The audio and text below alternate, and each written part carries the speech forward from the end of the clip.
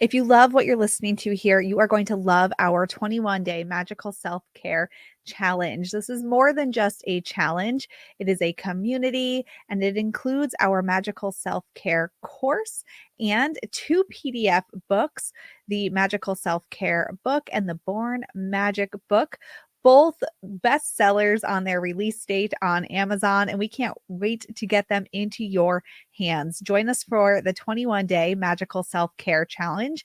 And by the end of the class, you are going to have some new magical tools in your tool belt, and you are also going to feel supported, and you're going to have the steps to easily and efficiently bring self-care into your life as the foundation of your life, so you don't have to seek it out every day, because your whole life will be built on magical self-care.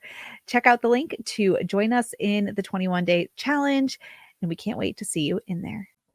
I remember the first 2 crystals I ever bought, a rough rose quartz and a clear quartz point. They weren't, I still have them, I'm holding them, grand or expensive, but both of them fit perfectly in the palm of my hand, with these little spaces actually for my thumbs to hold them right in the palm of my hand. Like they're meant to be mine. And these 2 crystals have been really my most utilized constant companions on my spiritual journey as I started businesses and became a mother for the first time. And these have been right there, the tools that I pick up and I hold and I think with and I ground and center with, my constant companions, and proving though that sometimes the first choice you make in a spiritual tool, in any tool in your life, is going to have that deepest connection, the thing that you anchor a memory into and always have that deep connection. In the world of crystals, there are tons of myths around crystals and what to do with them. Today, we are going to gently bust a couple of them, 2 of them, and I'm going to share some tips on choosing your first crystal, and also kind of 5 that I think are handy to have if you're just getting started. All right, let's do this. If the word witch makes you feel full of power and excitement, if you love personal development but loathe boring love and light conversation, if a sexy combo of witchery and inner work piques your interest, you're in the right place. Welcome home, Magic Maker, and welcome to Expedition to Soul, the podcast brought to you by the Sisters Enchanted. This is part of our, I guess, like Witchy 101 series, our foundational series. We're talking tarot and oracle cards, runes, ritual, astrology over the months of January and February 2024 in our Thursday podcast episodes. So these are meant to give you kind of a highlight reel of what you need to know so that you can get started with confidence. We teach about different tools and techniques, and we combine it with self-coaching tools so that it's practical and something you actually use in your life in our holistic witchery program. So if you're interested in that, let us know. We can always get you the information. All right, let's talk about some myths around crystals. Myths around crystals. Myth number 1, I think that's the biggest myth that I see out there, or the most confusing thing around crystals, is that crystals need constant charging and cleansing, which is so interesting because we use crystals to charge and cleanse other things. All right. So one common myth that crystals need to be constantly charged or cleansed to be effective. So this is really up for debate, because there is very little scientific research, firstly, on crystals as metaphysical tools. Different rocks and crystals do have different energetic measures. So there are tools out there that can measure frequencies of everything, right? And that information, based on channeled information, based on kind of historical color references and psychology behind color, this is how we come to apply metaphysical associations to crystals. So that means, when you have a certain crystal, it means a certain thing, or it's helpful for a certain thing. So for some people, it's certainly true that cleansing your crystals, clearing them, You might even hear about charging them under a full moon, which we get tons of questions about. Do they have to be outside? What if they're crystals that shouldn't get wet? Do I have to put them by a window? What if you can't see the moon? All of these kinds of things. And it's these questions that really, I think, are a barrier and keep people from enjoying the tools as an immediately helpful tool in your life because we get so hung up on doing it right. So, the myth that you have to constantly cleanse and clear your crystals, you can certainly do that. And it can definitely help you to refresh their energy, particularly if you're very energy sensitive. But they don't lose their metaphysical properties, their magic, their abilities to be supportive to you if you don't do it regularly. Think of it more like giving your crystals a nice spa day, beneficial, but not a daily necessity.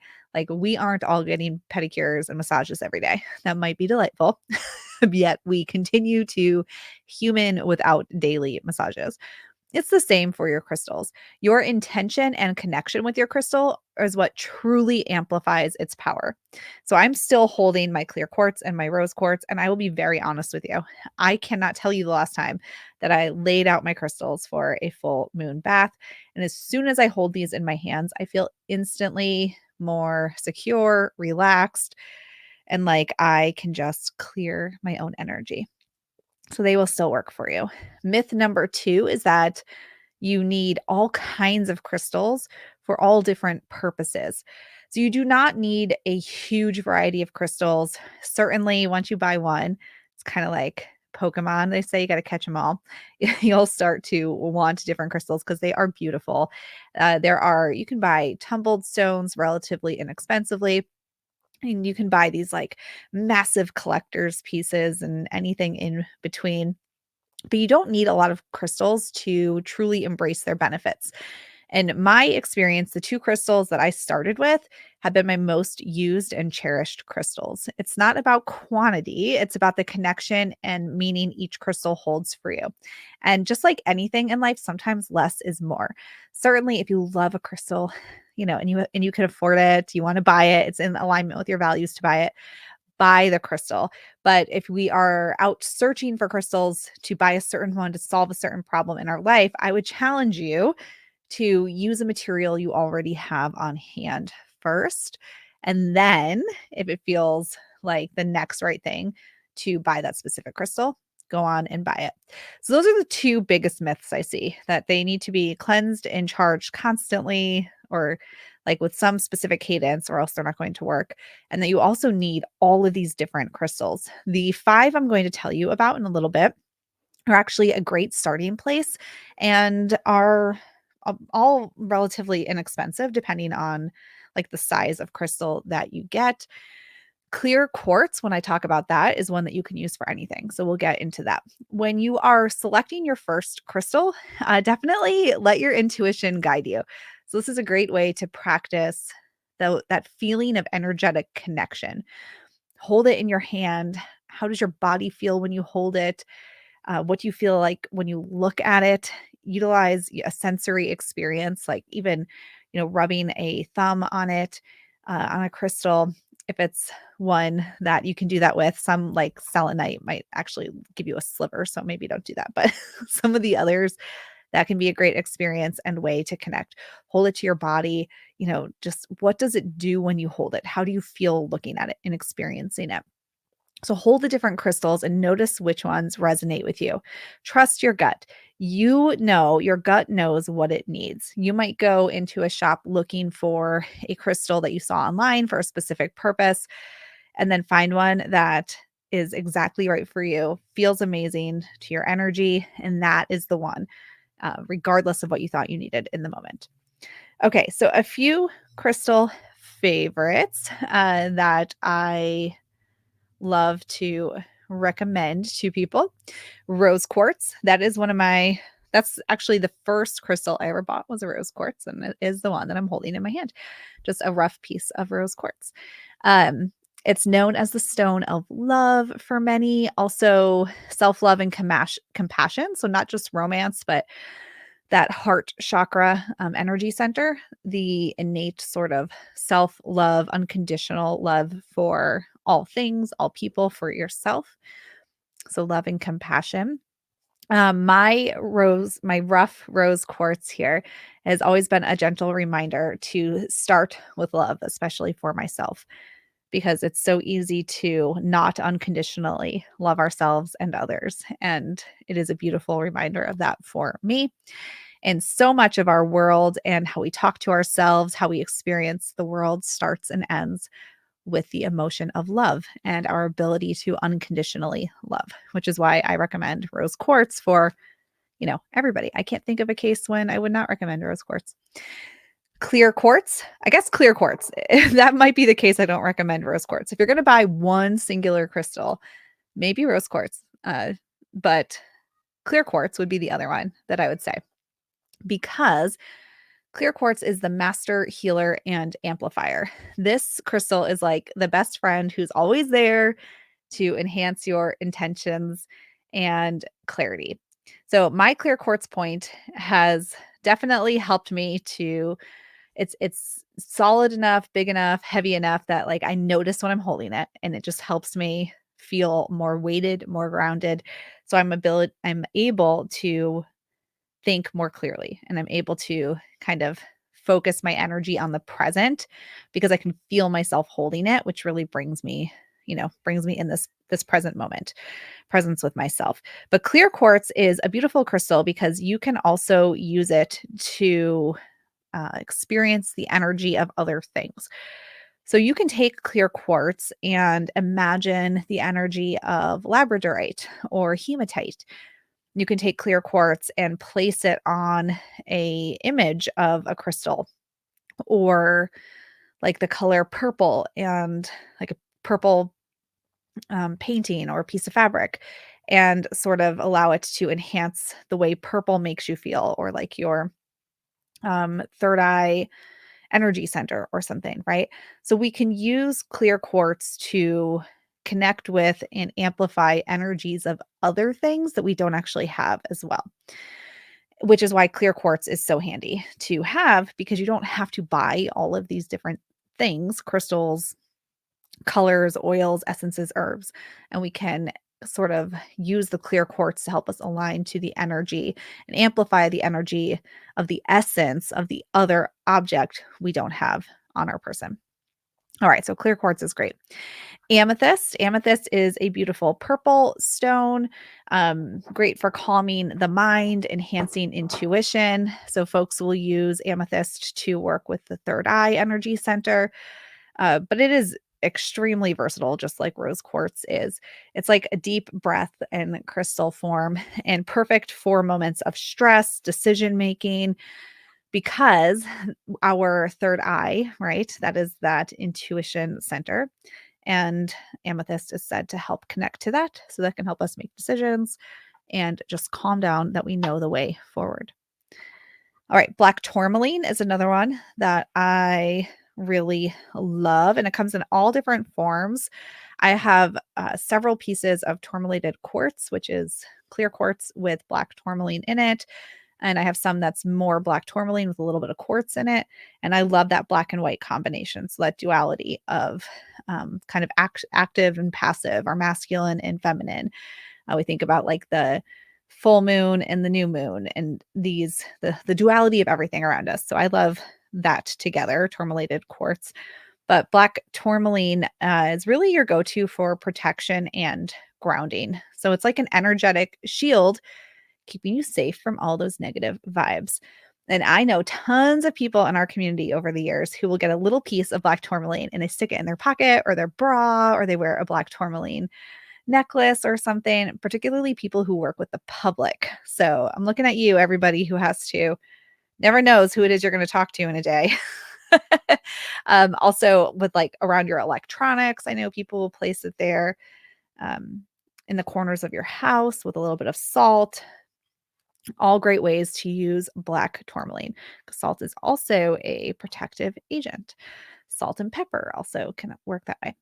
All right. Selenite is the fifth stone. If you're going to just get a few little pieces to get started with a metaphysical or healing practice, I love all these for that. Selenite is, you don't want to get selenite wet, and it can leave splinters. So just be aware of that if you are like holding it but I mean, it's safe. It's no more a risk than like a stick would be. So selenite is a crystal for cleansing and connecting to higher realms. It's like a spiritual detox and also helps clear the energy around you and within other crystals. So selenites also align with the energy of the moon. The root word of selenite, selene, is another word for the moon and is a beautiful crystal for protection as well. And you can buy selenite in, again, a lot of different forms. You can even buy it so that it's smooth and tumbled. You can buy it in like these big beautiful wands and like I don't want to say the word sticks. What am I looking for? Kind of like, yeah, but like stick shaped or even thicker, like big kind of logs of it. But selenite, if you have a longer piece, which I do have several, don't have any on me right now. So if you're watching this video format, I just have a short piece here. But selenite can be used as like a wand also. So to sort of draw an energetic clearing circle around you. I like the small, like 3-inch pieces to form like rays of a sun almost around a circle if I want to cleanse or charge up something in the center of it. So selenite, and it's beautiful to just kind of wave down your body for energetic clearing. And when I used to do tarot readings, I would often do them barefoot and I'd place a piece of selenite on the floor at my feet and I would put my feet on it in between readings for people.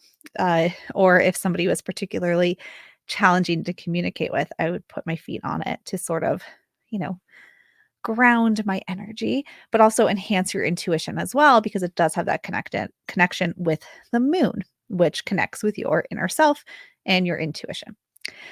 All right. So, some myths we talked about today were around cleansing and charging your crystals. There is really no like, you must do it a certain way. There's no hard and fast rule. And crystals also, I mean, they are so powerful that honestly they're doing their thing all the time, even for themselves. So if that is holding you back, release the ties to that for you. Also that you need lots of them for all different purposes. People love to collect crystals. If you are like me and you don't have tons of living space, these 5 that I talked about today are great places to start and are, more than enough for anything that you might need to do in a metaphysical sort of practice.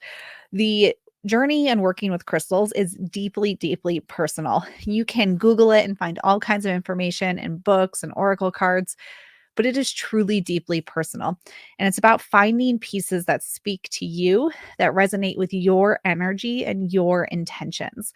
So, whether it's a single crystal or a small, meaningful collection, whatever it is that you do, what matters most is the connection you feel to the stones that you have. You can even find rocks out in your own backyard or a park nearby and have the same sorts of connection. But if you're a crystal curious person, definitely explore more. They're beautiful for healing, for self care. We teach a magical self care class, and picking a clear quartz or a rose quartz or an amethyst for that experience to sort of be your helper stone would be a beautiful addition to that program. But trust whatever you're drawn to because it is exactly what you need in that moment in time. All right, then. Well, we're going to have another installment of our Witchery Foundations next Thursday. We're doing this for the months of January and February 2024. So if you're listening in real time, we got more coming your way. And if you're from the future listening in the past, welcome. Listen in on some podcast episodes and come find us on social media and say hello. We'd love to hear from you. All right, y'all. Until next time, I hope that you have an enchanted rest of your day. If you love the podcast, be sure to leave us a rating or a review. That helps us to get the word out about all we're doing here at the Sisters Enchanted. Thanks for being part of our community, and we'll see you in the next episode.